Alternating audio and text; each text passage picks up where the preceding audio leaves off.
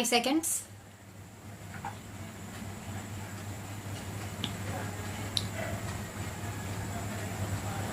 Honorable Speaker Sir, to meet the needs of Amrit Kal and to facilitate optimum regulation in the financial sector, public consultation as necessary and feasible will be brought to the process of regulation making and issuing subsidiary directions.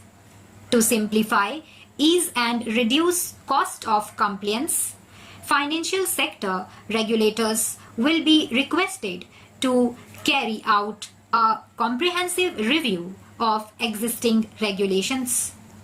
For this, they will consider suggestions from public and regulated entities.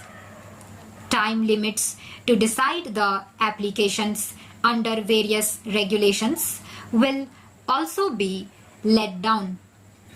To enhance business activities in GIFT IFSC, the following measures will be taken.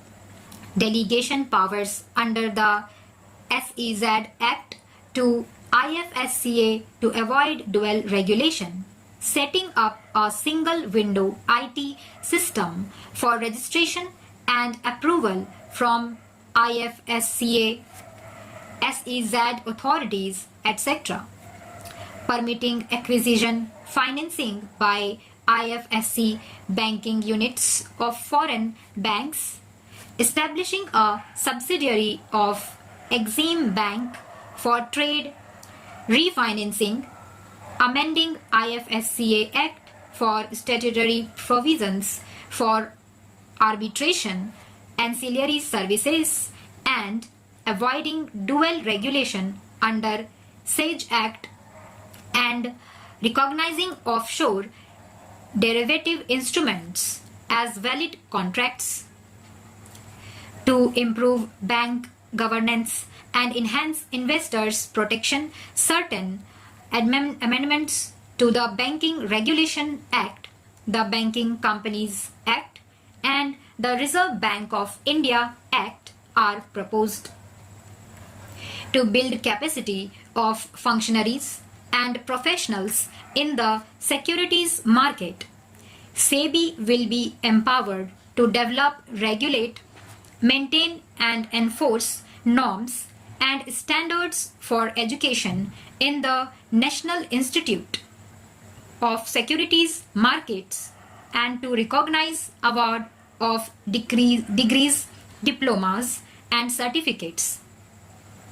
A central processing center will be set up for faster response to companies through centralized handling of various forms filed with field offices under the Companies Act, for investors to reclaim unclaimed shares and unpaid dividends from the Investor Education and Protection Fund Authority with ease.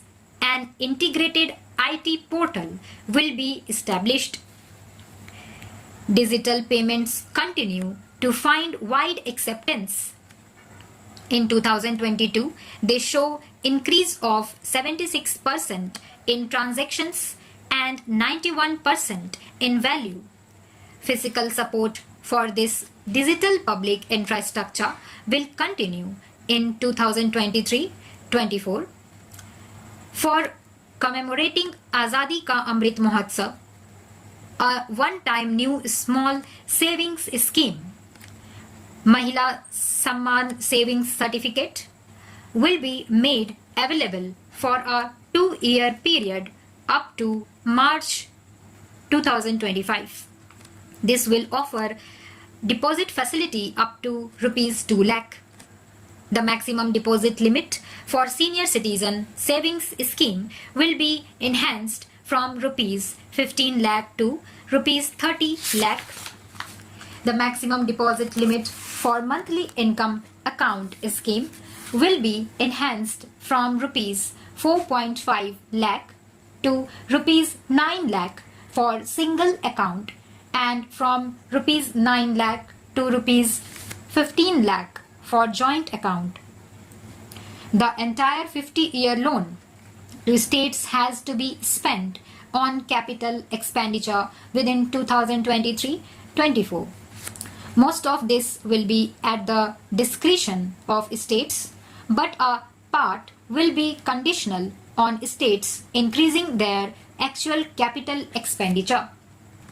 Parts of the outlay will also be linked to or allocated for the following purposes: scrapping old government vehicles, urban planning reforms and actions, financing reforms in urban local bodies to make them credit-worthy for municipal bonds, housing for police personnel above or as part of police stations, constructing unity malls, children and adolescents, libraries and digital infrastructure, and state share of capital expenditure of central schemes.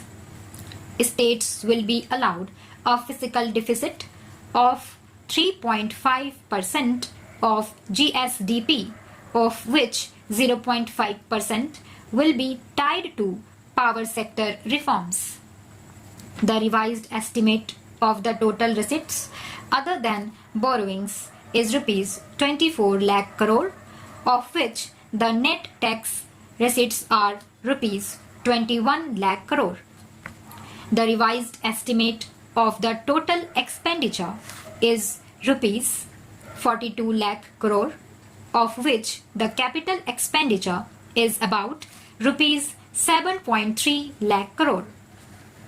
The revised estimate of the fiscal deficit is 6.4% of GDP, adhering to the budget estimate. Coming to 2023-24, the total receipts other than borrowings and the total expenditure are estimated at rupees 27 lakh crore and rupees 45 lakh crore respectively. The net tax receipts are estimated at rupees 23 lakh crore. The fiscal deficit is estimated to be 5.9% of GDP. In many budget speech for 2021-22, I had announced that we plan to continue the path of fiscal consolidation, reaching a fiscal deficit below 4.5% by 2025-26 with a fairly steady decline over the period. We have adhered to this path, and I reiterate my intention to bring the fiscal deficit below 4.5% of GDP by 2025-26. To finance the fiscal deficit in 2023-24, the net market borrowings from dated securities are estimated at rupees 11.8 lakh crore.